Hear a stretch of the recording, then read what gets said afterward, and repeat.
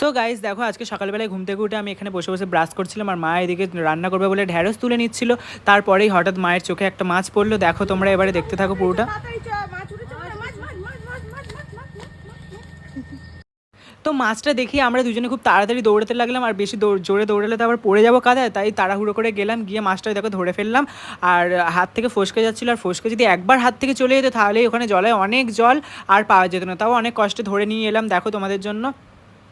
যা আবার হাত থেকে পড়ে গেলে তাও আমি ধরে নিয়েছি কিন্তু গাইস। তারপরেই দেখো মা এবার মাছটা কাটতে বসে যাবে। আমি মাকে বলছিলাম তাড়াতাড়ি কেটে ঝোল করে দাও, আমি খাবো তো, এত সুন্দর মাছ ধরলাম জলে। সবে মাত্র ধরে এনেছি মাছটা, ধরে এনেই কাটতে বসছি বন্ধুরা, দেখো এই কাটতে বসছি। সো গাইস মা ততক্ষণ মাছটা কাটুক আর আমি ওদিকে গিয়ে একটু ব্রেকফাস্টটা করে নিই।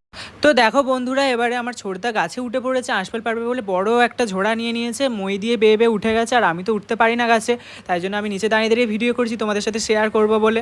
আর এদিকে দেখো আমার বাবাও চলে এসছে, বাবা এসে বলছিল যে নিচের ফলগুলো রেখে দিস, পরে আমার ছেলেরা খাবে। আর আমি দাঁড়িয়ে দাঁড়িয়ে ভিডিওই করছিলাম কারণ আমি গাছে উঠতে পারি না। বাবা বলছিল যা তুইও গাছে উঠে পড়, একসাথে দুজনে মিলে পারলে তাড়াতাড়ি হয়ে যাবে। বাট আমি হাসছিলাম কারণ আমি তো গাছে উঠতে পারি না। আর এদিকে মা বাবাকে খেতে দিচ্ছিল কারণ বাবা খেয়ে আবার কাজে চলে যাবে, তাই জন্য বাবাকে খেতে দিচ্ছিল। আমি ভাবলাম যে আমি একটু খেয়ে নিই বাবার সাথে, তাই বলতে না বলতেই দেখো বাবার পাশে গিয়ে বসে বললাম, বাবাকে বললাম একটু খাইয়ে দাও তো আমাকে। বাবা বললো হ্যাঁ খা। তারপরে খেয়ে নিলাম। আর বাবার হাতে খেকে কে কে ভালোবাসো সেটা অবশ্যই একটা কমেন্ট করে বলো তোমরা। আমি তো খুব ভালো লাগে, আশা করি সবাইরই ভালো লাগে। তার মধ্যে দেখো আমার ছোটদা এখানে গাছে উঠে পড়েছে আর আমি ভিডিও করছিলাম বলে লজ্জা পেয়ে গেছে, বলছে কী করছিস রে তোরা। মাও এদিকে চলে এসছে আঁশফল কুড়োবে বলে, কারণ অনেক ঝোড়ে ঝোড়ে আঁশফল নিচে পড়ছিল, সেগুলো মা কুড়াচ্ছিল, দেখো এক্ষুনি কুড়োবে।